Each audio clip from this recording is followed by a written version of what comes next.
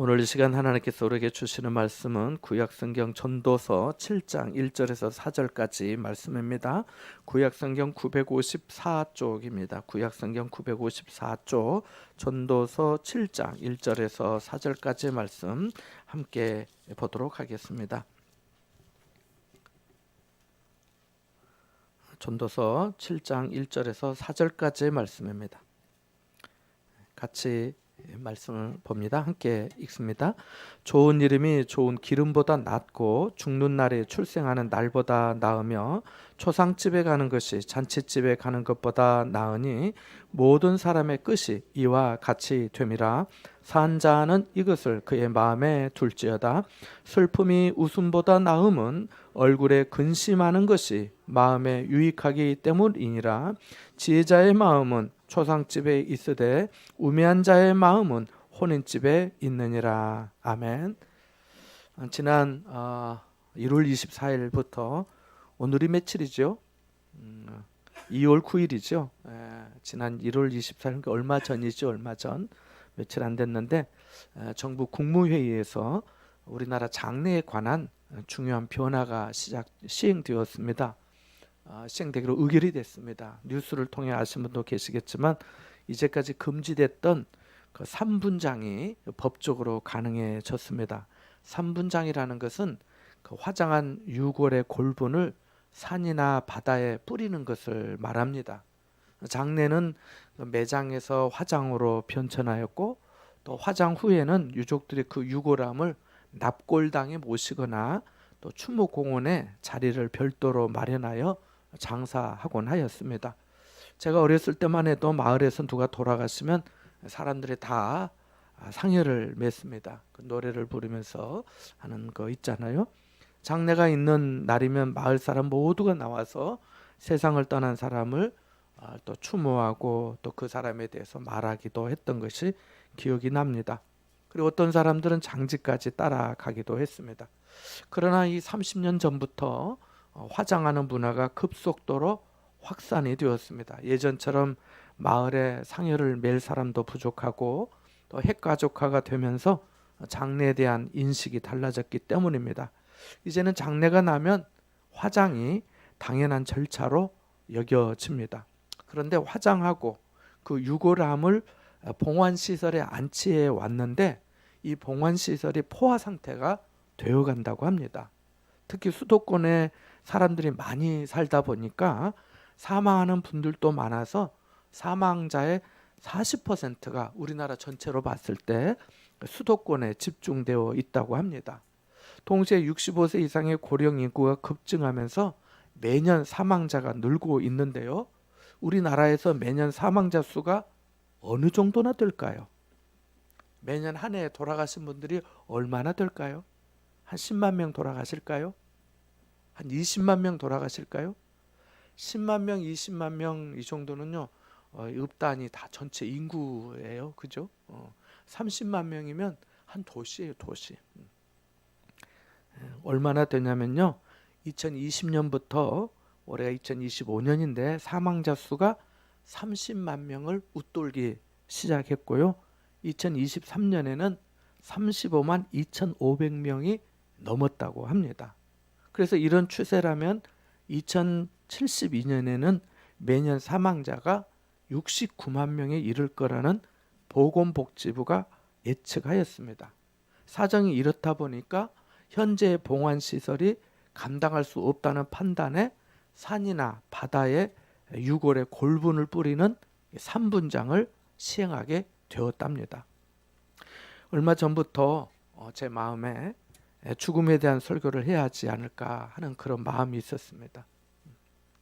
죽음을 이야기한다는 것이 그리 즐거운 일이 아닐 수 있겠지만 사실 죽음은 모든 인생에게 필연적으로 닥치는 일입니다. 암으로 사망하는 사람이 3명 중에 1명 정도 된다고 합니다마는 사실 암에 걸릴지 안 걸릴지는 아무도 모릅니다. 그러나 죽음은 나에게 일어날 가장 확실한 사건이며 동시에 가장 중요한 일입니다. 인생 100세 시대라고 합니다. 그래서 건강하게 오래 살아야 한다고들 말합니다. 하지만 그렇게 말한 사람이 100세까지 산다는 보장은 없습니다. 반대로 그렇게 말하지 않고 다른 사람들보다 특별히 장수를 위해서 노력한 것이 없어도 90세 넘게 사시는 분들도 많아졌습니다. 얼마 전에 91세 되신 여집사님을 만났습니다. 제가 15년 만에 만났습니다. 제가 그분을 처음 만났을 때 그분의 연세는 이미 70세셨는데 그동안 연락을 못하고 살았습니다. 저는 그 집사님이 벌써 세상을 떠나셨을 거라고 생각했습니다. 그런데 생존해 계셨습니다. 무릎 관절이 아프셔서 잘 걷지 못하시고 한쪽 귀가 잘 들리지 않아서 2번 말씀드리기도 했지만은 아직까지 총기가 있으셨습니다. 제 고향에는 80, 90세 넘으신 분들이 많이 계십니다. 젊었을 때 그 시골에 시집 오고 또 거기 와가지고 고된 농사 일을 하시고 맹독성 농약까지 작물에 뿌리시는 작업을 늘 하시고 흙먼지 뒤집어 쓰고 일하셨지만 대부분 건강하게 계십니다. 허리가 아프고 걷는 것이 불편하고 소화력도 떨어지고 자꾸 입이 마르지만은 그래도 하나님의 은혜 안에서 살고 계셨습니다. 하지만 어느 누구도 나는 앞으로 50년을 살 거라 장담할 사람은 아무도 없습니다. 생명은 하나님에게 있는 것이지 내게 있는 것이 아니기 때문입니다. 하나님께서 내게 장수의 은혜를 주시면 살 것이고 그렇지 않으시고 너는 일찍 내게 와서 있자라고 하시면 주님 앞에 갈 수밖에 없습니다. 엊그제 쨍하고 했던 날 노래로 성공한 가수 송대관 씨가 심장마비로 사망했다는 소식을 들었습니다. 요즘 폐렴으로 돌아가시는 분들이 많아서 청주의 어느 화장장은 이 번호표를 받고 대기하느라고 사흘 장례가 아니라 나흘 장례, 심지어는 5일 장례 치르는 경우도 있다고 합니다. 죽음이 두려운 이유는 그동안 함께했던 가족들, 사랑했던 사람들, 성도들과의 단절을 주기 때문입니다. 죽음으로 모든 것이 끝난 것처럼 여겨지기 때문이지요.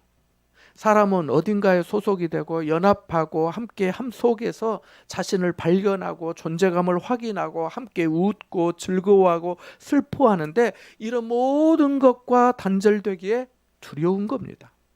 우리를 존재하게 하는 모든 물리적인 요소와 무형적인 요소를 따로 찢어내 분리시키기 때문입니다. 뿐만 아닙니다. 섹스피어의 말 맞다나 만물의 영장인 사람이 죽음으로 인해 땅속으로 들어가 속절없이 허망하게 영영 썩어져 없어짐으로 인생이 이렇게 허망할 수 있나? 라고 생각이 되는 것이 바로 죽음이기도 합니다. 19세기까지만 해도 죽음은 아무런 예고 없이 다양한 방식으로 사람에게 찾아왔습니다. 여자들은 출산하는 중에 고열에 시달리다 죽는 경우도 있었고요. 아기들은 몸이 약하거나 심각한 전염병에 노출되어 죽기도 했고요. 남자들은 산에서 벌목하다가 무너지는 나무에 깔려 죽기도 했고요. 전쟁에 징집되어 나가 죽었고요. 기계를 다루는 사람들은 기계의 채석장에서 돌을 캐는 사람은 돌에, 탄광에서는 갱도가 무너져 죽기도 했습니다. 달리는 말에서 떨어져 죽기도 하고 바다에 나갔다가 폭풍우를 만나 배가 뒤집혀 죽기도 하고 귀아리가 뇌로 번져서 죽기도 하고 홍역과 흑사병 폐렴으로도 많은 사람이 죽었습니다. 사람이 죽는 이유를 대자면 끝이 없습니다. 모든 사람이 각기 사정은 달랐지만 모두 다 죽었습니다. 오늘 성경의 말씀대로 모든 사람의 끝이 이와 같이 된 것입니다. 옛날과 현대 사회가 다른 점이 있다면 옛날에는 의료 서비스가 발전하지 못하고 대가족 사회였기에 가족의 임종을 지키는 경우가 많았습니다. 하지만 지금은 어떤가요? 그렇지 못하는 경우가 많지 않습니까? 핵가족 사회에서 발전된 의료 서비스로 인해서 가족 없이 혼자 세상을 떠나는 분들이 늘어나고 있습니다. 요양병원에서 돌아가셨다는 연락을 받고 가서 장례하는 경우도 많으니까요. 철학자 하이데거는 우리는 태어나면서부터 죽을 만큼 충분히 늙었다라고 말했습니다. 어린아이든 노년이든 사람이 그만큼 연약하고 언제 죽을지 모른다는 말입니다. 그러니까 우리는 오늘 우리 코끝에 호흡을 주신 하나님께 감사해야 되는 줄 믿습니다. 오늘은 어제 세상 떠난 사람이 그렇게 살고 싶어 했던 날이니까요. 우리도 언젠가 그 사람처럼 또 하루가 선물로 내게 주어지면 좋겠다라고 간절히 사모할지 모릅니다. 이것은 다윗의 말처럼 세상 모든 사람이 가는 길이기 때문입니다. 어떤 사람은 자신의 삶이 자기 계획대로 될 줄 압니다. 이런 긍정의 태도가 좋습니다. 그렇지만 우리는 시편 90편에서 모세가 노래하며 기도한 것처럼 우리 나를 계산해보는, 인생을 계산해 볼 수 있는 지혜로운 마음을 달라고 하나님께 기도해야 될 줄 믿습니다. 그래야 그 삶이 더 촘촘하고 아름답고 칭찬할 만하고 사랑스러운 삶이 될 수 있기 때문입니다. 우리가 마치 영원히 살 것처럼 행동한다면 그건 지혜롭지 못한 일입니다. 어떤 명문가의 딸이 가난한 청년과 결혼하겠다고 하였습니다. 아버지가 딸에게 물었습니다. 애야, 그는 어디서 온 사람이냐? 아버지는 그 청년이 어디서 태어났고 부모님은 어떤 분이시며 학벌은 어떻게 되고 직업은 무엇인지 등을 물어본 것입니다. 그러자 딸이 이렇게 대답했습니다. 아버지, 저는 그 사람이 어디서 왔는지 모릅니다. 그러나 그는 자기가 어디로 가야 하는지, 어떻게 가고 있는지 분명히 알고 있습니다. 저는 그 사람과 남은 인생을 동행하고 싶습니다. 라고 대답했습니다. 이 말에 아버지는 딸의 결혼을 허락했습니다. 이 아버지가 성경 주석가로 유명한 매튜 헨리입니다. 우리는 어떤 사람이 어디서 왔는지에 관심이 많습니다. 고향과 배경이 궁금한 거지요. 그러나 더 중요한 것은 내가 어디로 가야 하는지, 어디로 가고 있는지를 아는 거 아니겠습니까? 앞으로 우리에게 일어날 가장 중요한 사건은 무엇일까요? 동시에 가장 확실한 사건이 무엇일까요? 그것은 바로 죽음입니다. 모든 법칙에 외가 있습니다만 죽음은 예외가 없습니다. 그래서 성경 히브리서 9장 27절에 한 번 죽는 것은 사람에게 정해진 것이요라고 말씀했습니다. 누가 이것을 정하셨을까요? 창조주 하나님이십니다. 사람을 지으신 분만이 사람의 생명을 거두실 수 있거든요. 죽음은 우리에게 많은 질문을 던져줍니다. 너는 어떤 존재인가? 너는 어떻게 살아왔는가? 다른 사람들이 너를 평가할 때 너의 인생에서 무엇이 우선순위였다고 생각할까? 가족을 얼마나 사랑했는가? 이웃을 돌아보았는가? 하나님께서 너를 어떻게 보실까? 돈은 어떻게 썼는가? 죽은 다음에 너는 어떻게 될까? 이것으로 모든 것이 끝난다고 생각하는가? 하는 질문 말입니다. 여러분이 만일 이 질문들의 답을 어떻게 하시느냐에 따라 그것은 여러분의 인생관이고 여러분의 신앙관이고 여러분의 물질관이고 여러분의 내세관이 될 것입니다. 간단히 줄이면 여러분의 삶의 목적이 무엇인지, 신앙의 내용이 어떤지를 알 수 있을 겁니다. 옛날에 용맹한 남자들은 누구를 위해 죽어야 하나 하면서 죽을 자리를 찾았습니다. 자기 생명을 바칠 만한 주군이라 하죠. 그 사람을 찾으면 기뻐했습니다. 자기 목숨을 내놓아도 아깝지 않을 만한 일과 대의, 명분을 찾으면 죽을 자리를 찾았다고 기뻐했습니다. 나 저 사람을 위해서 죽어야지. 죽을 수 있겠어. 죽어도 되겠어. 라고 하는 거지요. 여자들은 이 남자를 위해서라면 죽어도 후회가 없겠다고 생각되는 사람, 낭군님을 찾았습니다. 삶의 의미를 죽음과 연결시켜 생각했던 겁니다. 나는 뭐하다 죽지? 라는 질문을 생각한 거죠. 여러분은 생각해 보셨습니까? 신학자 윌리엄 메이는 사람의 가치관을 변화시킬 방법을 연구했습니다.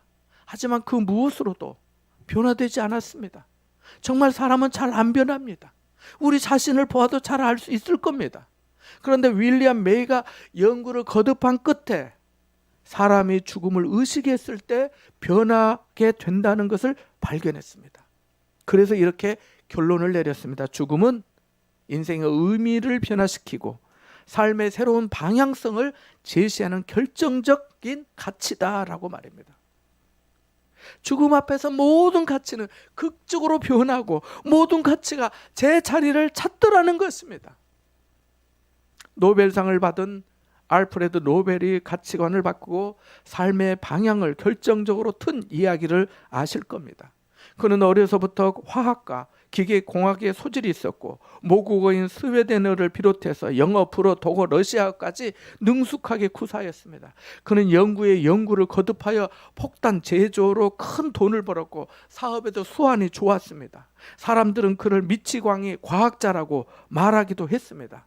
그가 어느 날 아침 커피를 마시면서 신문을 쫙 펴보는데 자기가 죽었다는 기사가 났습니다.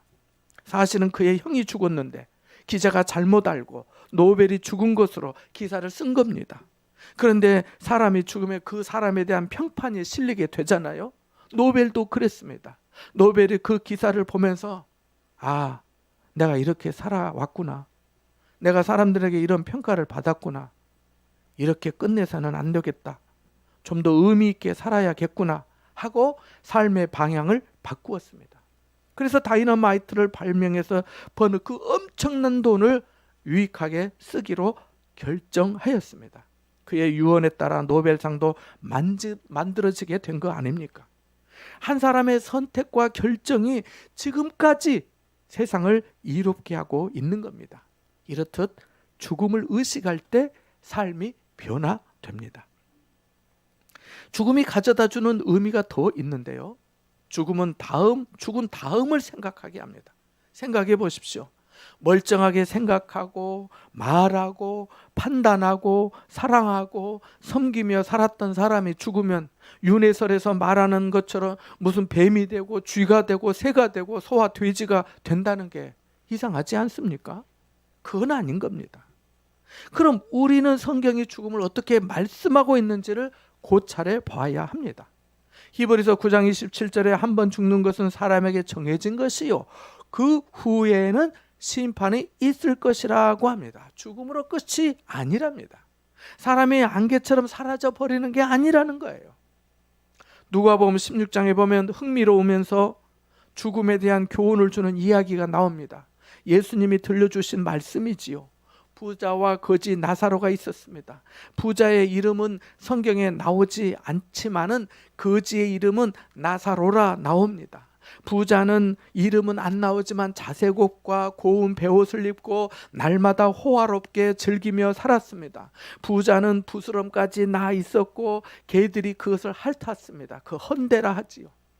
거지는 그 부잣집 대문 앞에 버려진 채 부자의 상에서 떨어지는 부스러기로 연명하며 살았습니다. 때가 되니 두 사람 모두 다 죽어 장사되었습니다.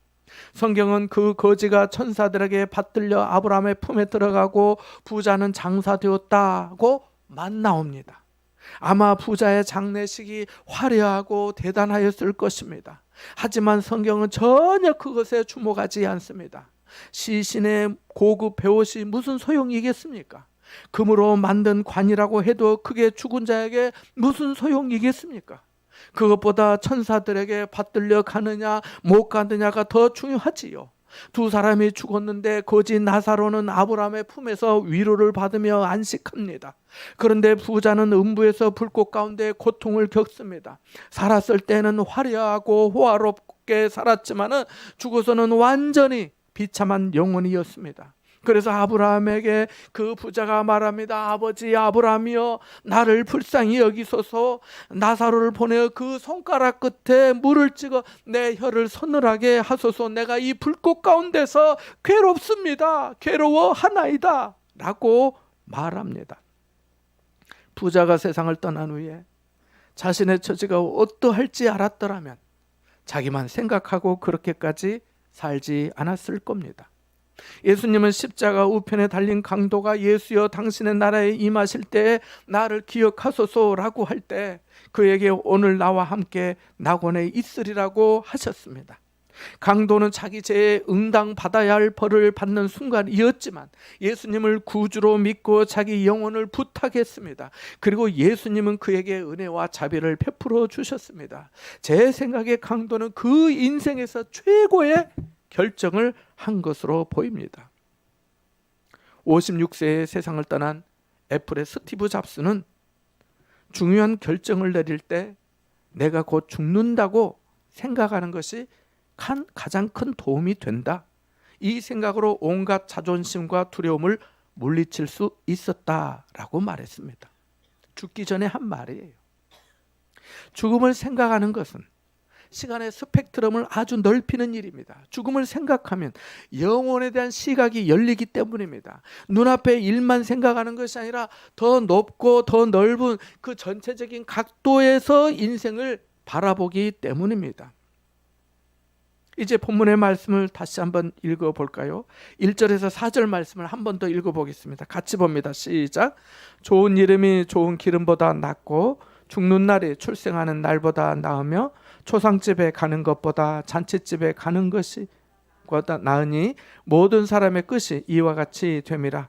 산 자는 이것을 그의 마음에 둘지어다. 슬픔이 웃음보다 나음은 얼굴에 근심하는 것이 마음에 유익하기 때문이니라. 지혜자의 마음은 초상집에 있으되 우매한 자의 마음은 혼인집에 있느니라. 아멘. 저는 전도하면서 사람들에게 이제 전도지도 주지만은 뭐 어떤 사람이 이제 뭐 성경을 혹시 어디 보면 좋아요 이렇게 이제 물어오면 제가 그때 꼭 얘기하는 두 곳이 있는데요. 하나는 요한복음이고 또 하나는 전도서예요. 전도서 말씀. 전도서의 말씀을 읽어보라고 권합니다. 그 이유는 그 전도서의 이 말씀이 인생이 무엇인지 담백하게 말씀하고 있기 때문입니다. 그리고 전도서 3장에 하나님께서 사람에게 영혼을 사모하는 마음을 주셨다는 말씀도 있고 사람이 하나님 앞에 겸손해야 되는 것을 알려주시거든요. 그래서 전도서의 말씀을 읽어보세요 라고 합니다. 1절에 오늘 본문에 어떻게 말씀합니까? 좋은 이름이 좋은 기름보다 낫고 죽는 날이 출생하는 날보다 낫다고 합니다. 뭐뭐가 뭐뭐보다 낫다는 이런 어떤 비교 형식을 통해서 진리가 무엇인지를 확실히 보여주려는 거지요.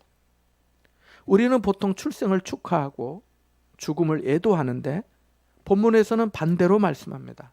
죽는 날에 출생하는 날보다 나으며 라고 하기 때문입니다. 얼핏 생각하면 죽음이 가져다주는 상실과 고통을 모르고 하는 말씀 같습니다.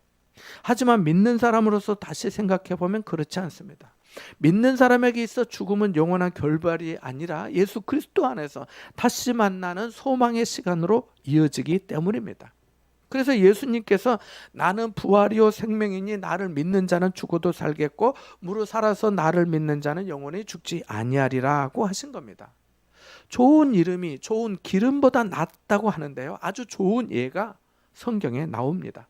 마가복음 14장에 보면 한 여인이 값비싼 향유를 가져다가 예수님의 머리에 붓습니다. 요한복음에 보면 이 여인의 이름이 마리아라는 것을 알 수 있습니다. 자, 이렇게 값비싼 향유, 값비싼 향수죠, 향수. 이것을 부으니까 어떤 사람들의 화를 내면서 성경에 나와 있는데요. 이렇게 말합니다. 왜 이 향유를 허비하느냐? 이것은 300데나리온 이상의 가치가 있다. 300데나리온이면 당시 장정 하루 품삯이 1데나리온입니다. 그러니까 300데나리온이면 거의 1년 장정의 품삯인 거죠. 어마어마한 거죠. 10만 원씩만 쳐도 얼마가 되겠지요. 그럴 가치가 있다. 이거를 팔아서 가난한 사람들에게 주면 더 의미 있지 않겠느냐고 하면서 그 여자를 책망했다라고 성경에 나옵니다. 이렇게 어떤 사람들은 물질적인 계산이 빠릅니다. 그러나 주님은 가만두어라. 이 여인이 내게 좋은 일을 하였다라고 하셨습니다. 그녀의 일로 향기로운 냄새가 그 향수 냄새가 온 집안에 가득했습니다. 여기 아마 참기름 하나 떨어뜨리면 어떨까요? 한참 가겠지요. 한참 가겠지요. 가득하겠지요. 온 집안에 가득했어요. 자, 그런데요. 그 냄새가 얼마나 갈까요? 며칠이나 가겠습니까? 여기에 참기름 하나 깨뜨렸다고 부었다고 했을 때 이게 얼마나 갈까요? 며칠은 가겠지요. 어쩌면 한 달, 두 달 갈 수도 있겠지요. 그러나 뭐 1년까지 가겠어요? 그러지는 않겠지요. 얼마 못 갑니다. 하지만 주님은 그 마리아의 헌신을 기뻐하셨고 이렇게 말씀하셨습니다. 온 천하에 어디서든지 복음이 전파되는 곳에는 이 여자가 행한 일도 말하여 그를 기억하리라. 그 이름을 기억하리라. 그 여인을 기억할 것이다 그랬습니다. 그 여인의 이 향기를 기억할 거라고 하지 않으시고 좋은 기름을 기억할 것이라 하지 않으시고 좋은 이름을 기억할 거라 하셨습니다. 지금 이 순간도 마찬가지 아니겠습니까? 좋은 기름보다 좋은 이름, 헌신하고 충성되고 주님을 사랑한 마리아의 이름이 우리에게 기억되고 있으니까요. 예전에 개역 성경에는 이 본문 1절의 앞부분이 아름다운 이름이 보배로운 기름보다 낫다라고 되어 있었는데요. 오늘 본문에 좋은 이름이라는 그 번역의 표현보다 번역도 좋지만은 이 아름다운 이름이 더 좋아 보입니다. 계속해서 죽는 날이 출생하는 날보다 낫다고 하였는데요. 이는 수고와 슬픔뿐인 인생의 짐을 내려놓고 영원한 안식으로 들어가기 때문입니다. 위로를 받는 거죠. 죽을 존재가 더 이상 사망의 권세에 휘둘리지 않고 고린도후서 5장 4절의 말씀처럼 생명에 삼킨 바 되기 때문입니다. 히브리서 11장은 천국을 본향이라고 말합니다. 믿음으로 산 사람들을 본향 찾는 사람들이라고 말합니다. 예수님은 요한복음 14장 1절 2절에 너희는 마음에 근심하지 말라. 하나님을 믿으니 또 나를 믿으라. 내 아버지 집에 거할 곳이 많다고 하셨습니다. 죽음은 세상 집을 떠나 하늘의 아버지 집으로 가는 것입니다.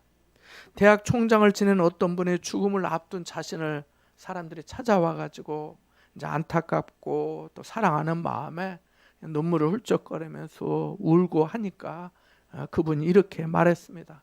나 죽는다고 울지 마세요. 대신 찬송가를 불러주세요. 하늘 가는 밝은 길이 내 앞에 있으니 그 찬송을 불러주세요 라고 했습니다. 우리는 주님이 하늘에서 오라 하실 때를 준비해야 합니다. 주님이 하늘에 밝은 길을 내서 오라 하실 때 대학 총장처럼 찬송할 수 있으면 아름답지 않겠습니까? 내가 천상 바라보고 가까이 왔으니 아버지의 영광 집에 나 쉬고 싶도다. 나는 부족하여도 영접하실 터이니 영광 나라 계신 임금 우리 구주 예수라 하면서 찬송할 수 있으면 얼마나 복된 인생이겠습니까? 2절 앞부분에 초상집에 가는 것이 잔치집에 가는 것보다 낫다고 합니다. 이 말씀은 실물 교육의 말씀입니다. 초상집과 잔치집이 바로 연상이 되니까요. 잔치집은 즐거움과 쾌락이 있습니다. 거기 가서 축하의 인사를 나누고 기분 좋게 웃는 일도 아주 귀한 일입니다. 그러나 거기에서는 인생의 진리를 제대로 볼 수 없습니다. 반면에 초상집에서는 인생의 진리를 배우게 됩니다. 그게 뭘까요? 모든 사람이 이와 같이 된다는 것입니다. 그래서 이어지는 말씀에 산 자는 이것을 그의 마음에 둘지어다고 명령한 겁니다. 너도 이렇게 언젠가 죽게 될 것임을 기억하라는 것입니다. 인생을 계산해 보면 계산해 보면서 복되고 지혜롭게 살라는 겁니다. 사랑하는 여러분, 하나님은 우리가 죽음을 생각하면서 우울하게 살라 하지 않으십니다. 성경 어디에도 그런 구절은 없으니까요. 다만 죽음을 알라고 하십니다. 죽음의 두려움을 뛰어넘는 믿음과 소망으로 살라 하십니다. 죽음의 날이 오기 전에 사랑하라 하십니다. 부자처럼 죽고 나서 후회하지 말고 살아있을 때 마음 다해 하나님을 사랑하고 주님의 교회를 사랑하고 성도와 형제를 사랑하라 하십니다. 할 수 있는 대로 가난한 사람을 돕고 슬픈 당한 사람을 위로하고 연약한 자를 돌아보며 함께 웃고 함께 슬퍼하며 살라 하십니다. 언젠가 모든 사람이 이와 같이 될 줄 알라 하십니다. 죽음은 인생에서 예외 없이 모든 사람에게 일어날 사건이며 그것이 언제 어떤 형태로 찾아올지 모릅니다. 우리가 죽음을 멋지게 마무리할 수 있다면 이제까지 내가 어떤 삶을 살아왔더라도 그 모든 것을 상쇄하고 남을 수 있습니다. 믿음은 구원에 이르게 할 것이고 사랑의 섬김은 아름답고 좋은 이름으로 많은 사람들에게 기억될 것이니까요. 괴테는 말했습니다. 사람의 사람됨은 죽음을 자각하는 데서 온다고요. 나는 죽을 것이다. 그런데 이렇게 살다가 죽어도 되는가 하는 그런 고민을 하면서 사람이 사람다워진다는 말입니다. 여러분, 스포츠에는 역전승이 있습니다. 인생에도 역전승이 있습니다. 약속을 이루시는 분, 어둠 속의 길을 만드시는 기적의 주님이 우리 주님이십니다. 때로 우리가 느낄 수 없을 때도 주님은 우리를 위해 일하시고 역사하십니다. 주님은 절대 멈추지 않으십니다. 우리 중에 누가 주님을 부인할 수 있겠습니까? 여러분, 한 주간도 주님을 의지하며 감사하시며 인내하시고 인생의 진리를 배우면서 승리하시기를 바랍니다. 이 은혜가 여러분과 함께 하시기를 축원합니다. 잠시 말씀을 생각하며 기도하겠습니다.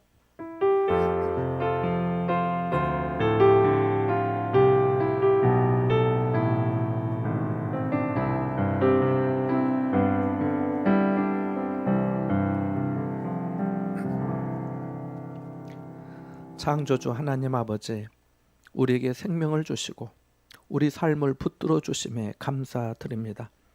하나님, 우리에게 초상집에 가는 지혜를 주시고 모든 사람의 끝이 이와 같이 된다는 말씀을 새기며 겸손히 하늘을 소망하며 살게 하여 주옵소서. 산 자는 이것을 마음에 두라 하셨으니 우리 마음에 두고 본향의 백성답게 살게 하여 주옵소서. 예수님의 이름으로 기도하옵나이다. 아멘.